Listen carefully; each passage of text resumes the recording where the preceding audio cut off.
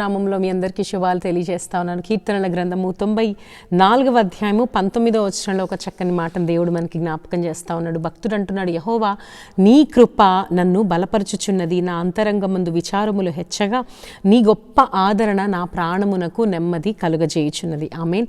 మరి మన జీవితంలో మనము బలహీనమైనప్పుడు, ఏ ఆదరణ మనకు దొరకనప్పుడు మనం ఎన్నో వైపులకు చూస్తూ ఉంటాం, ఎన్నో ఆప్షన్స్ని వెతుకుతూ ఉంటాం. దేని ద్వారా నేను బలం పొందుకుంటాను, దేని ద్వారా నాకు ఆదరణ దక్కుతుంది, ఏ మనుషుల ద్వారా నేను నెమ్మది పొందుకోగలను అంటూ ఎన్నో వైపులకు చూస్తూ ఉంటాం. కానీ ప్రియమైన సహోదరుడా సహోదరి, భక్తుడైతే దేవుని కృపపైన ఆధారపడ్డాడు.